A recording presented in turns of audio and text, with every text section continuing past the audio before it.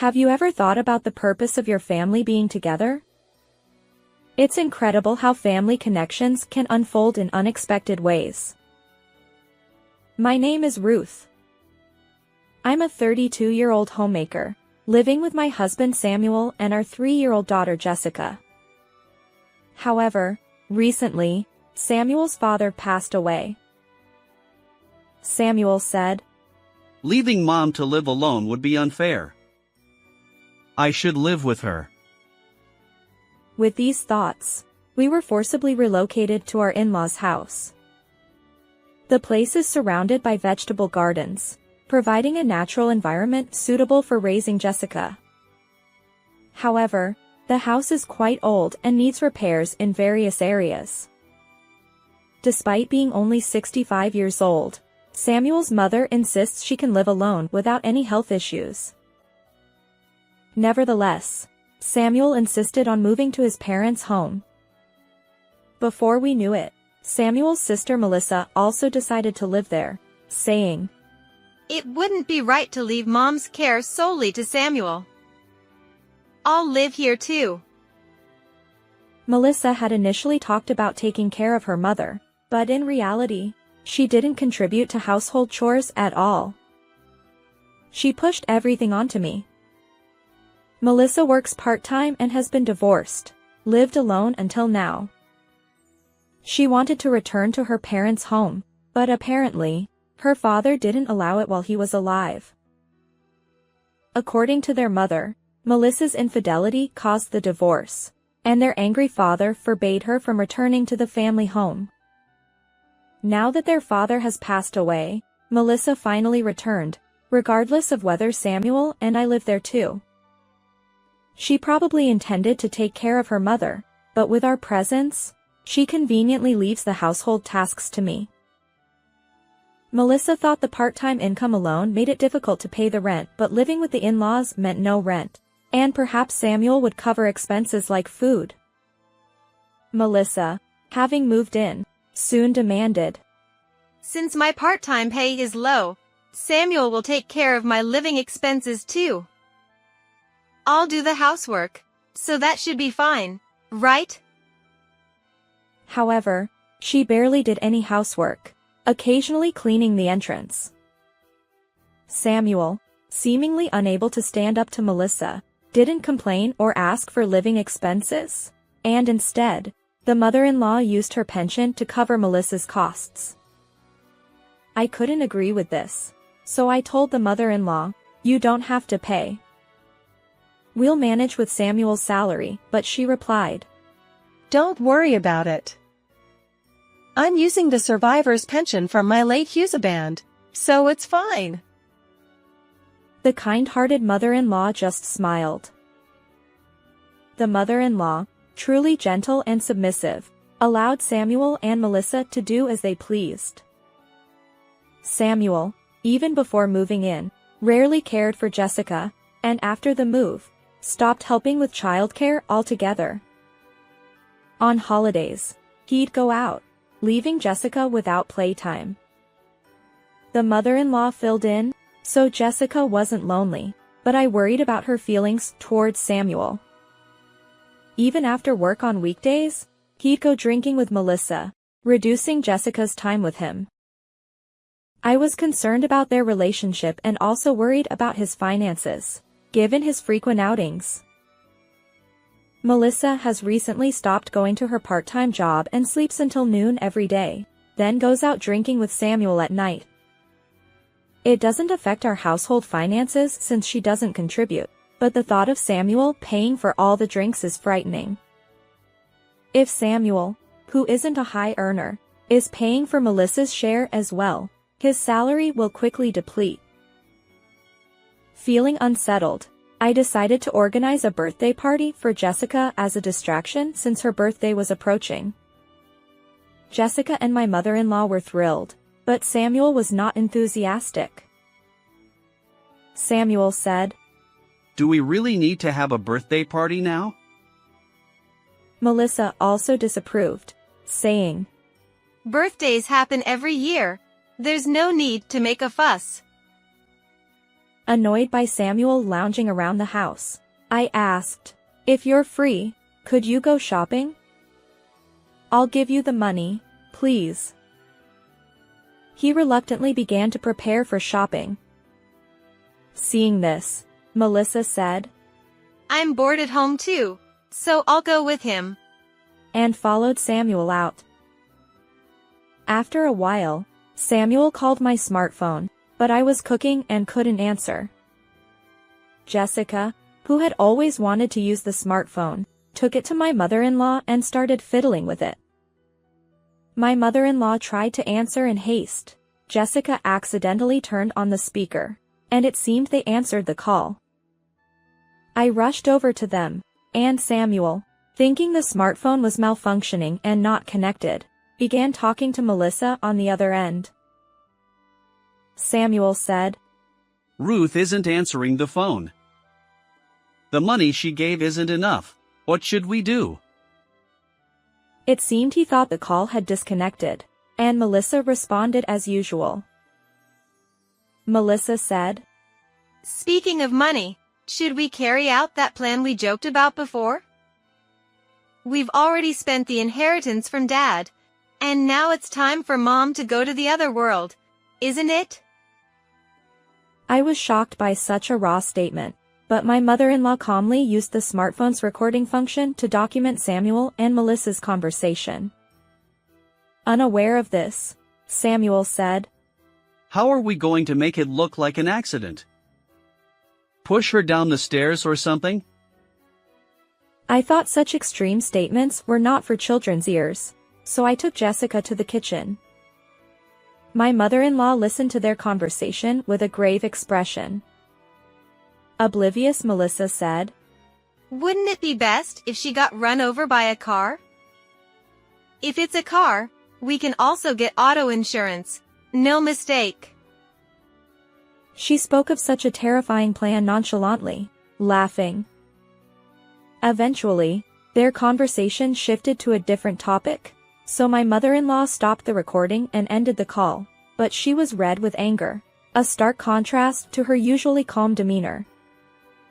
I felt anger, but more than that, I was at a loss for how to face Samuel and Melissa when they returned, contemplating taking their own mother's life. I was too scared to interact with them as usual, and the thought of living with such people filled me with anxiety. It seemed I had turned pale without realizing it. "Mom, what's wrong? Your face is all white." Jessica pointed it out. In a panic, I forced a smile, but I started to think it would be better to leave this house for Jessica's sake. I contacted the police immediately, but they said the evidence was too weak to establish a case for attempted murder. They didn't take it seriously, saying it was a domestic matter. My mother-in-law seemed to understand my thoughts. "Leave the rest to me. You and Jessica should lead this place. I'll contact your parents, so start preparing to leave. I can't let you and precious Jessica stay with such dangerous people." Her tone was stern, though her face had returned to its gentle expression. As instructed by my mother-in-law, I began packing to leave the in-laws' house. "What about my birthday party?" She asked, looking sad, so I reassured her. "We're going to celebrate with your grandparents at Mom's house because they want to celebrate with you too." Convinced that my parents also wanted to celebrate, Jessica looked relieved. After a while, Samuel and Melissa, who knew nothing, returned. "I didn't buy anything because there wasn't enough money." Samuel shouted angrily. Melissa followed up. "It was a wasted trip, but you still owe me for my time. My hourly rate is high, so you owe me about $100. She said something ridiculous. To them, my mother-in-law said, "Stop talking nonsense and sit down. I have something to tell you." Even as they smirked and joked, my mother-in-law ordered sternly. Just sit down and be quiet. She seemed genuinely angry, shouting at Samuel and Melissa in a voice I had never heard before.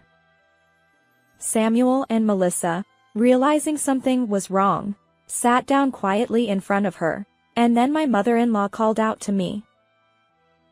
Ruth, please join us for this conversation. And could you lend me your smartphone? I let Jessica play by herself and sat next to my mother-in-law, setting up my smartphone so that the recording of Samuel and Melissa's conversation could be played immediately. Samuel and Melissa, unaware that their conversation had been recorded, looked complacent.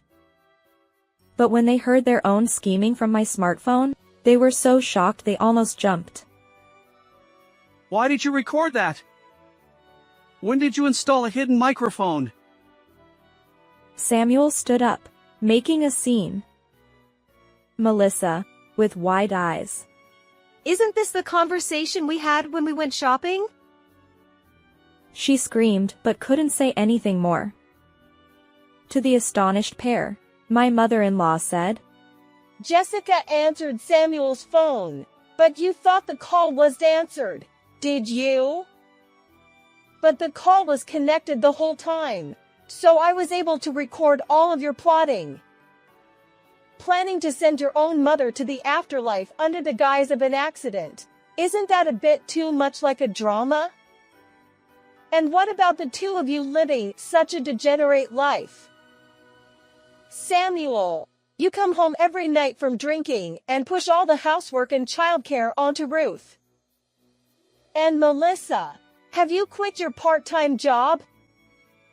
Just lazing around without working. She exposed their misdeeds and continued to scold them. Melissa quickly made excuses. I never thought of doing such a thing to Mother. It was Samuel who suggested making it look like an accident, and I tried to stop him. Samuel is the bad one. She shifted the blame onto Samuel. Samuel, pointing at Melissa. It was you who came up with the plan. I wasn't keen on it, but you pushed ahead so forcefully that I reluctantly agreed. You're the bad one. They began to blame each other, and both my mother-in-law and I sighed in dismay. My mother-in-law's anger seemed to grow. I don't want things to go your way, so I'm going back to my parents' house. You two can do as you please. I'll have Ruth and Jessica lead this place too. She spoke coldly. Samuel and Melissa, who had been blaming each other just moments ago, suddenly looked cheerful. Samuel exclaimed with joy. What? Mom, Ruth and Jessica are leaving? Then this house is mine. To which Melissa shouted back with a smile. What are you talking about? Half of it is mine. After their plan to kill their mother was exposed, and fearing how much they would be scolded, the two of them became ecstatic at her unexpected announcement.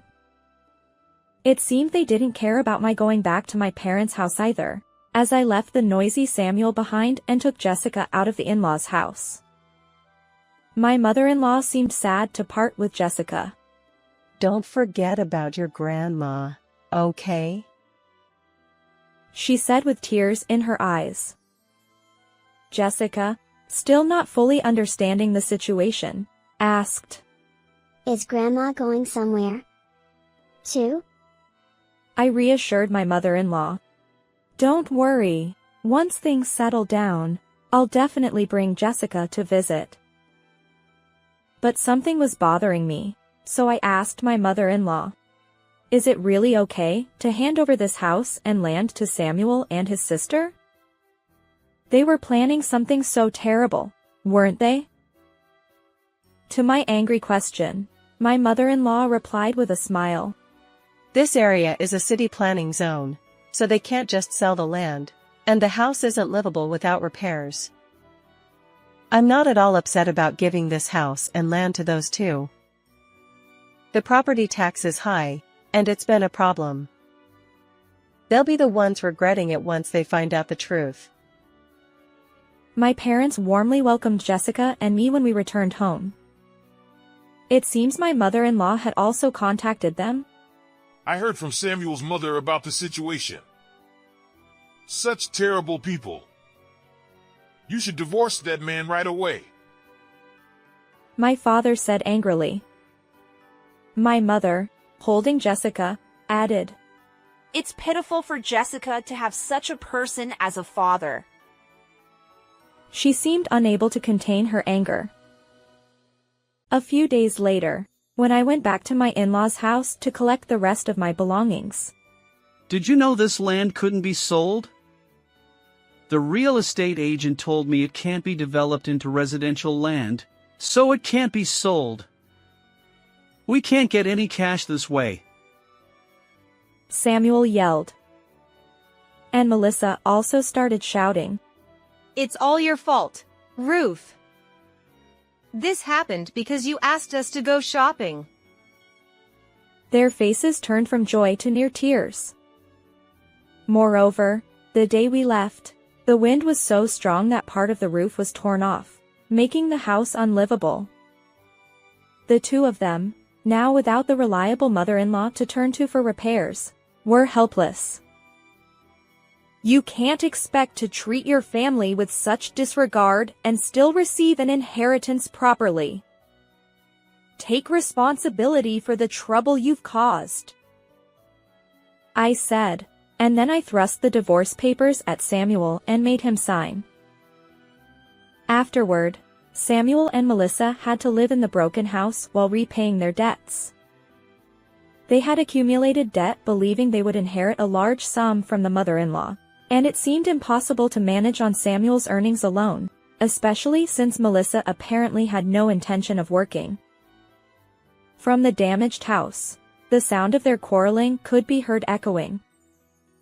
Having returned to my parents' home, I was approached by the company I worked for before giving birth and started working again. With my parents taking care of Jessica, I could work with peace of mind. My mother-in-law has been in touch, so Jessica and I go to visit her. Jessica missed her grandmother but didn't say anything about not seeing Samuel, making me realize that the child indeed watches adults closely. How did you like this story? Please remember to subscribe to the channel. See you in the next story.